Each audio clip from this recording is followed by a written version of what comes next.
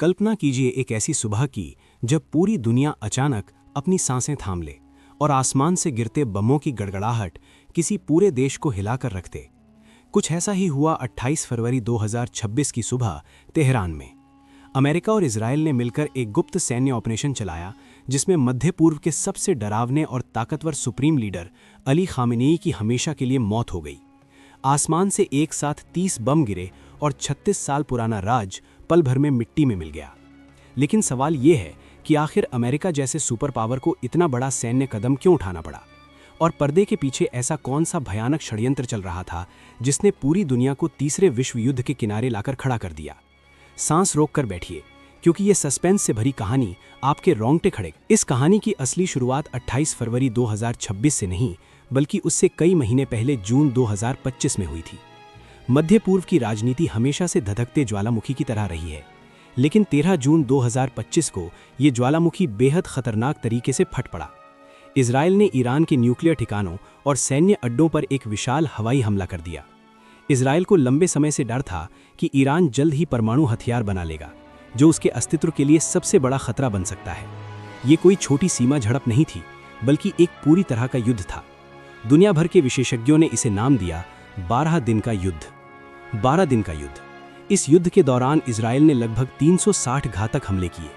इन हमलों में ईरान के 27 प्रांतों को निशाना बनाया गया। सबसे ज्यादा तबाही राजधानी तेहरान में हुई, जहां 22 में से 17 जिलों पर बमबारी हुई। लेकिन ईरान भी चुप बैठने वालों में से नहीं था। उसने तुरंत जवाबी हमला करते हुए सैकड़ों बैलिस्टिक मिसाइलें इजरायल के शहरों पर दाग दी।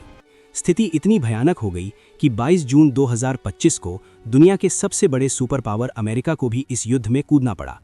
अमेरिकी राष्ट्रपति डोनाल्ड ट्रंप ने आदेश दिया कि ईरान के सबसे सुरक्षित भूमिगत परमाणु ठिकानों पर बंकर बस्टर बम गिराए जाएं। इनमें फोर्डो और इस्फहान जैसे परमाणु ठिकाने शामिल थे। जैसा कहा जाता है, लोहे को सिर्फ लोहा ही काटता है।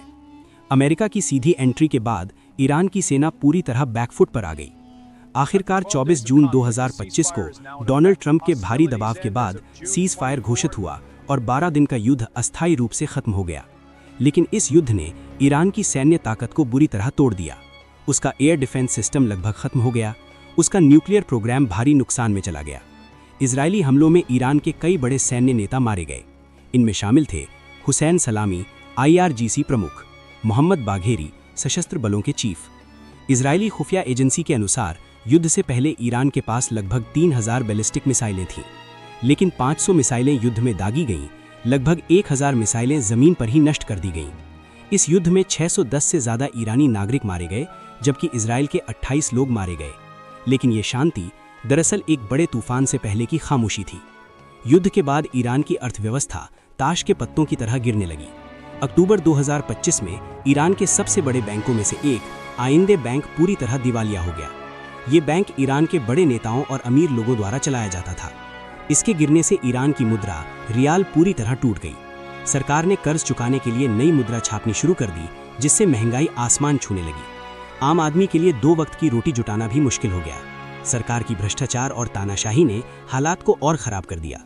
इंटरनेट बंद। दुनिया को ये सब दिखने से रोकने के लिए 8 जनवरी 2026 को पूरे ईरान में इंटरनेट बंद कर दिया गया।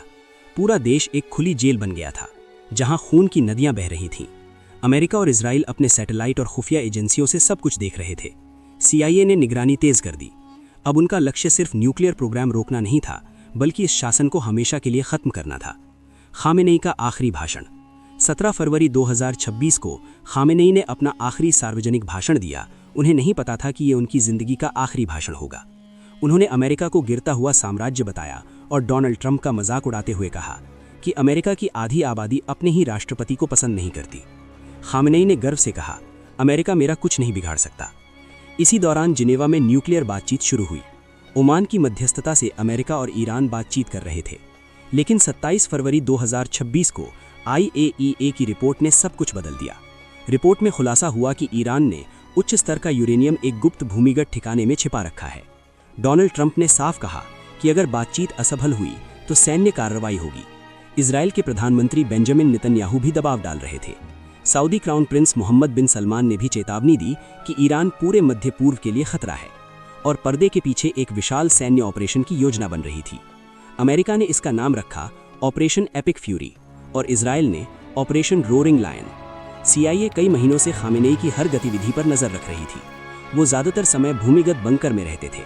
ये बंकर इतना गहरा था कि वहां पहुंचने में 5 मिनट का लिफ्ट सफर लगता था। 28 फरवरी की मौत की सुबह 8:10 पर इजरायली फाइटर जेट और अमेरिकी ड्रोन ईरान के आसमान में घुस गए। हमले का मुख्य लक्ष्य था तेहरान, इस्फहान, कोम, करमानशाह, लेकिन सबसे बड़ा निशाना था खामेनेई का निजी कंपाउंड। उस समय खामेनेई अपने टॉप कमांडरों के साथ एक गुप्त बैठक कर रहे थे। उन्हें अंदाजा भी नहीं था कि मौत सिर पर मंडरा रही है। अचानक इजरायली जेट्स ने एक साथ 30 बम गिरा दिए। धमाका इतना भयानक था कि पूरा इलाका हिल गया। कुछ ही सेकंड में पूरा कंपाउंड मलबे में बदल गया। इस हमले में 86 वर्षीय अली खामेनेई, उनकी पत्नी, दामाद, पोता, बहू सभी मारे गए। साथ ही कई टॉप कमांडर भी मारे गए, जिनमें शामिल थे अली शमखानी, मोहम्मद पाकपुरी। एक ही झटके में ईरान का पूरा नेतृत्व खत्म हो गया। दुनिया को खबर। पहले ईरानी मीडिया ने कहा कि खामेनेई सुरक्षित हैं, लेकिन कुछ ही घंटों बाद डोनाल्ड ट्रंप ने 8 मिनट का वीडियो पोस्ट किया। उन्होंने कहा कि हमने ईरान में बड़ी सैन्य कार्रवाई की है और खामेनेई मारे जा चुके हैं। ईरान में अजीब हालात। खबर फैलते ही ईरान में अजीब दृश्य देखने को मिला। कुछ लोग रो रहे थे तो कुछ जश्न मना रहे थे। तेहरान, करज और शिराज में लोग हॉर्न बजा रहे थे, पटाखे फोड़ रहे थे, नाच रहे थे। लेकिन इसी बीच एक दिल दहला देने वाली घटना हुई। मिनाब शहर में एक इजरायली मिसाइल एक गर्ल्स स्कूल पर गिर गई। असल लक्ष्य पास का IRGC नेवल बेस था, लेकिन इस हमले में 165 मासूम लड़कियां मारी गईं और 95 घायल हो गईं। खून से सने खिलौने और किताबें देखकर पूरी दुनिया रो पड़ी। ईरान का जवाब। 1 मार्च 2026 को ईरान ने बदला लेने के लिए ऑपरेशन ट्रूथफुल प्रॉमिस 4 शुरू किया। दर्जनों मिसाइलें दागी गईं। हमले हुए तेल अवीव, हाइफा।